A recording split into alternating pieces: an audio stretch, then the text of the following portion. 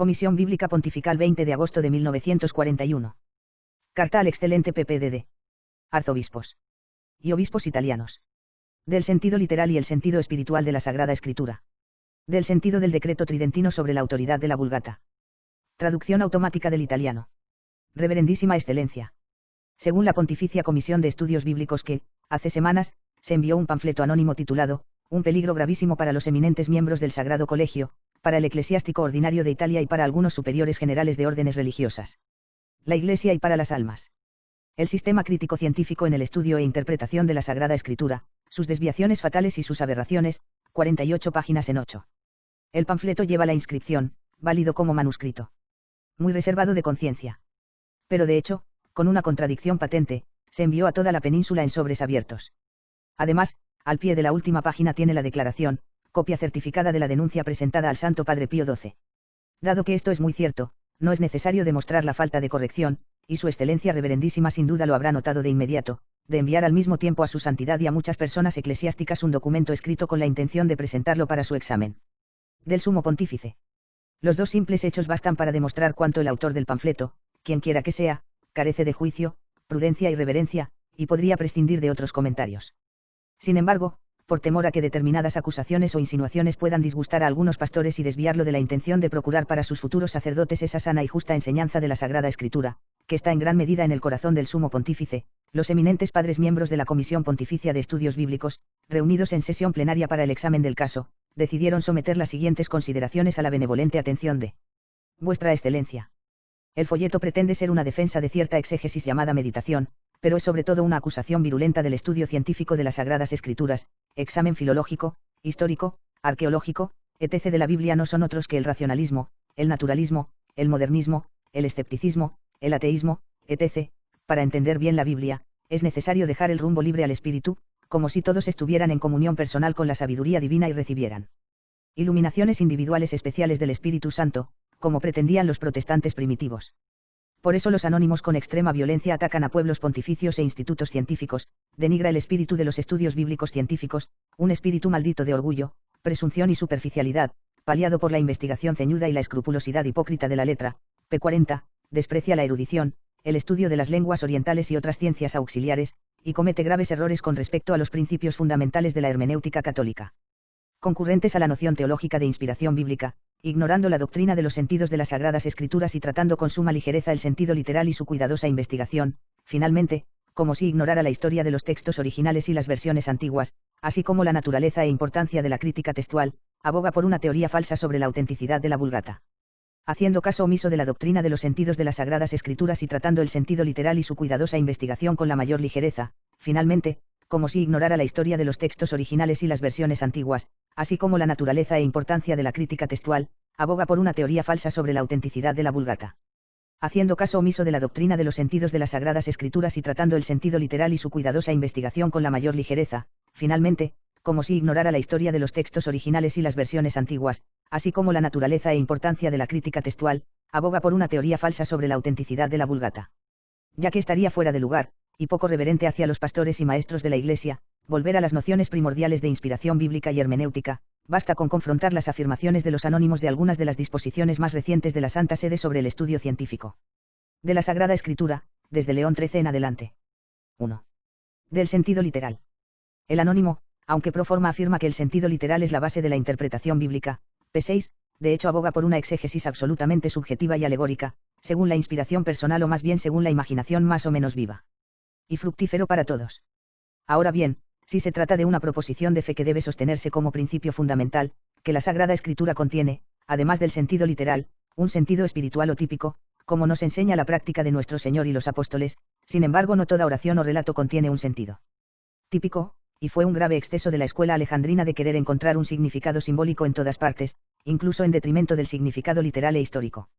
El sentido espiritual o típico, además de basarse en el sentido literal, debe ser probado tanto por el uso de nuestro Señor, los apóstoles o escritores inspirados como por el uso tradicional de los santos padres y la Iglesia, especialmente en la Sagrada Liturgia, porque lex orandi, lex credendi.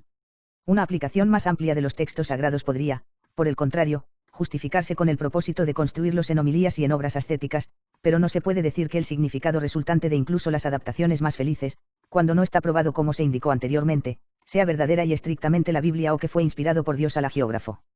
Una aplicación más amplia de los textos sagrados puede, por el contrario, justificarse por el propósito de la construcción en las homilías y en las obras ascéticas, pero no se puede decir que el significado resultante de incluso las adaptaciones más felices, cuando no está probado como se indicó anteriormente, sea verdadera y estrictamente la Biblia o que fue inspirado por Dios al agiógrafo. Una aplicación más amplia de los textos sagrados puede, por el contrario, justificarse por el propósito de la construcción en las homilías y en las obras ascéticas.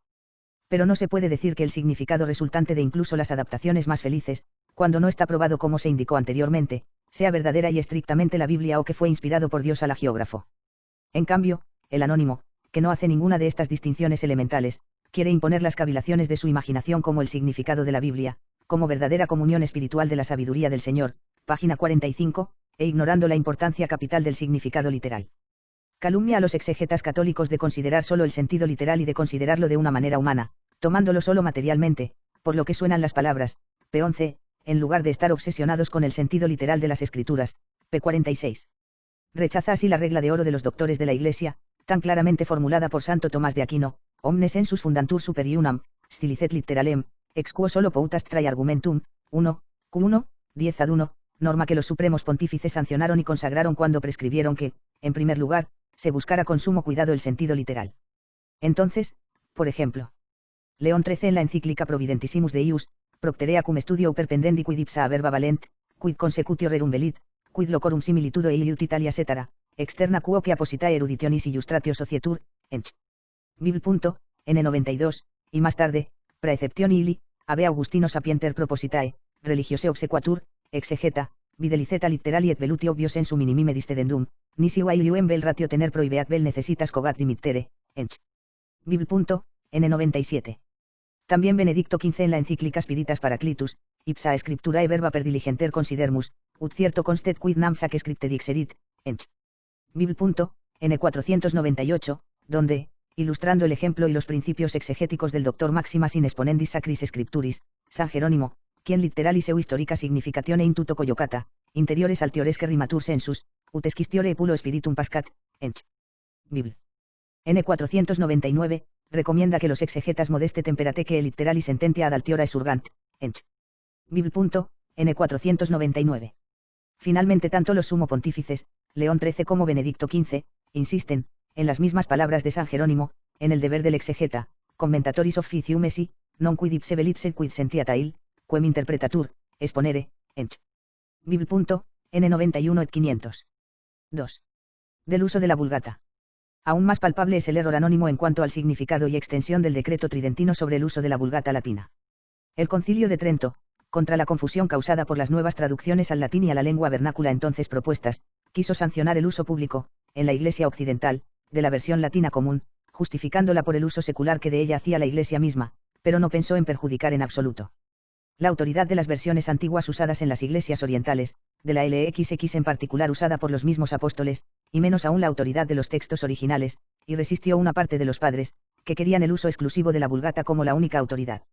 Ahora él declara anónimamente que en virtud del decreto tridentino existe un texto declarado superior a todos los demás en la versión latina, reprocha a los exegetas por querer interpretar la Vulgata con la ayuda de los originales y otras versiones antiguas.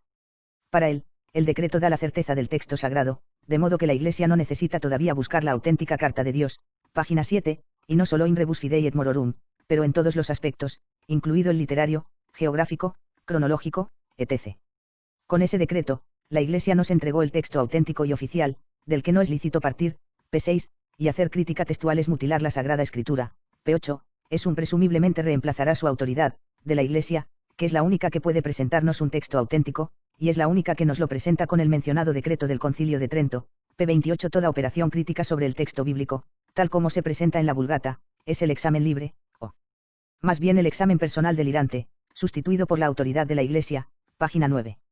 Bien, esta afirmación no solo va en contra del sentido común, que nunca aceptará que una versión pueda ser superior al texto original, sino que también va en contra de la mente de los padres conciliares, como aparece en los Hechos. Por el contrario, el concilio fue consciente de la necesidad de una revisión y corrección de la Vulgata misma, y dejó su ejecución a los supremos pontífices, quienes hicieron, como ellos lo hicieron, según la opinión de los más autorizados colaboradores del propio concilio, una corrección LXX, bajo Sisto V, y luego ordenó la del Antiguo Testamento hebreo y el Nuevo Testamento griego, nombrando comisiones especiales. Y está abiertamente en contra del precepto de la encíclica Providentissimus, nec tamen non sua venda erit ratio reliquarum versionum, quas Christiana laudabitus urpabitque antiquitas, maxim codicum primigeniorum, ench. Bibl. N91.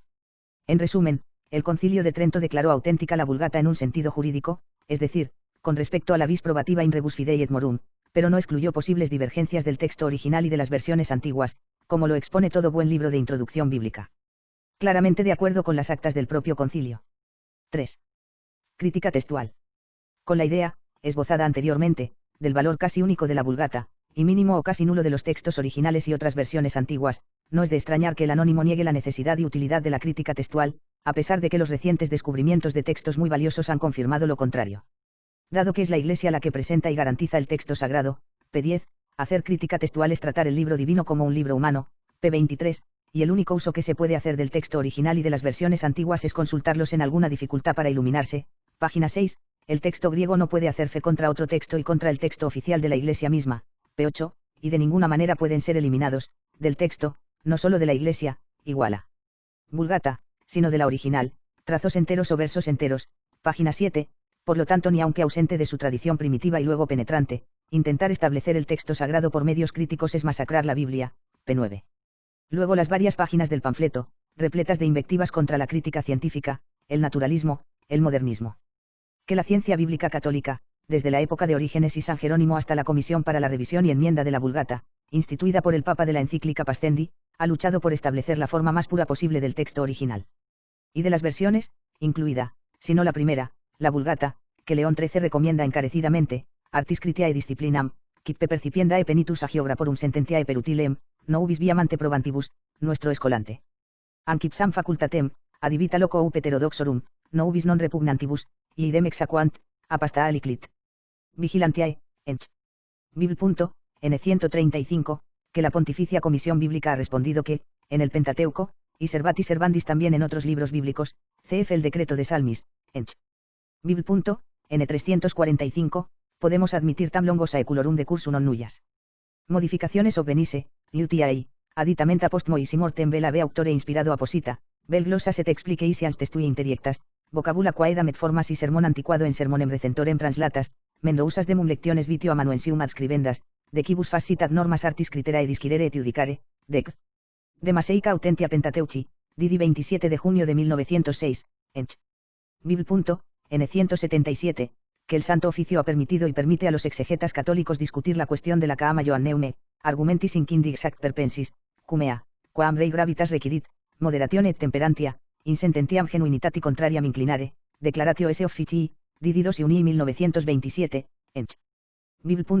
N. 121. Todo esto olvida o disfraza al autor del panfleto para hacer de la obra de los exegetas católicos un objeto de horror, quienes, fieles a las tradiciones y normas católicas inculcados por la suprema autoridad eclesiástica, demuestran, por el mismo hecho de sus austeras y dolorosas obras de crítica textual, cuánta veneración tienen el texto sagrado. 4. Del estudio de las lenguas orientales y las ciencias auxiliares. La ligereza y la increíble soberbia con la que los anónimos hablan de ella conmueven y acompañan a la indignación. Hebreo, siríaco, arameo solo sería motivo de orgullo para los científicos, p4, exhibición de erudición, p14, el orientalismo se ha convertido en verdadero fetichismo, y, la sabiduría orientalista moderna es a menudo muy cuestionable, p46. Tanto desprecio, nacido para alejar los espíritus del duro estudio y fomentar la ligereza y facilidad en el tratamiento de los libros divinos, con el resultado inevitable de disminuir la suma total reverencia y total asombro que se les debe y el sano temor de hacer menos uso de ellos. Conveniente, contrasta plenamente con la tradición de la Iglesia, Providentissimus Deius, ench. Bibl. N. 103, y recomendó omnibus in academiis, de ceteris item antiquis lingis, maxim semiticis, de que congruente cumilis eruditione, sint magisteria, y vid. Y urge a curar, ut maenar impretio nes et apud nosquam apud externo, linguarum veterum orientalium scientia, León XIII, lit. Apostólica vigilantiae, ench. Bibl. N. 133. El anónimo olvida que el estudio de las lenguas bíblicas, griego y hebreo, recomendado por León XIII para las academias teológicas, fue obligado por Pío X, ench. Bibl. N. 171, y que esta ley se informa en la Constitución de Ius Scientiarum Dominus, artículo 33-34, Ordinations, art. 27, y. Naturalmente, el estudio de las lenguas orientales y las ciencias auxiliares no es, para los exegetas, un fin en sí mismo, sino ordenado a la comprensión y exposición precisa y clara de la palabra divina, para que su vida espiritual se nutra en la medida de lo posible. En este sentido, y no por mezquindad o una desconfianza mal disimulada en la inteligencia espiritual, se recomienda y se inculca la búsqueda de un sentido literal con los auxilios de la filología y la crítica, y quien lo utilice en exceso sería desaprobado, y exclusivamente, peor si ilegalmente, como si el libro no fuera divino. Pero al mismo tiempo, con el pretexto del abuso, no puede tener cuidado de sospechar y eliminar el uso de verdaderos principios exegéticos, abusus non tollitus sum. El folleto, el autor ha añadido 4 páginas en la confirmación extraída de la encíclica Pastendi del título como para hacer su empresa malogrado bajo el patrocinio del Santo Pontífice Pío X.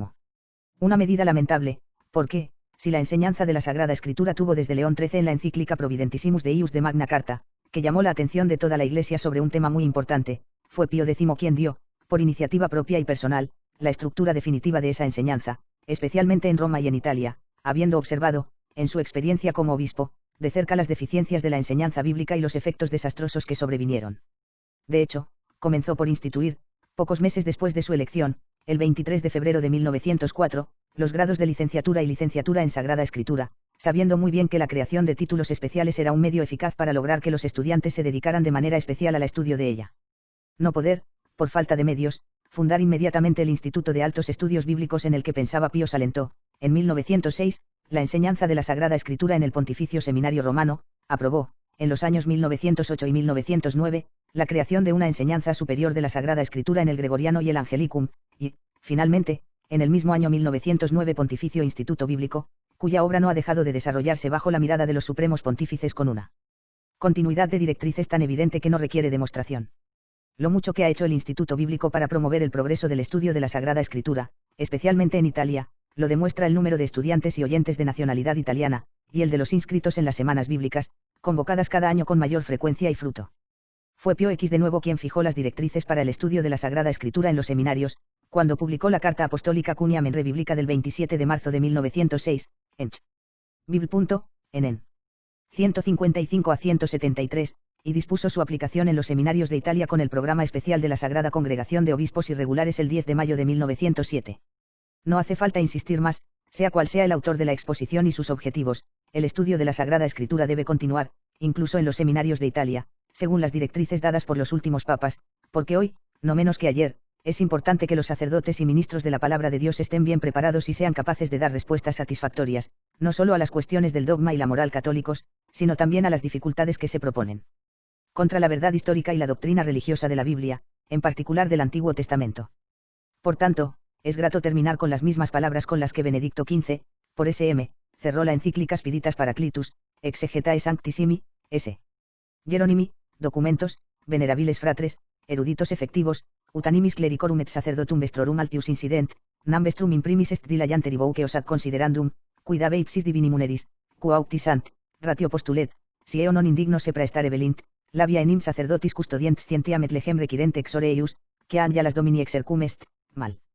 2.7. Scientigitur, sibi nec studium scripturarum es in negligendum, nec iuda li via agrediendum, hace León XIII enciclicis litteris providentissimus Deius data opera praescripsit, ench. Bibl.n 494.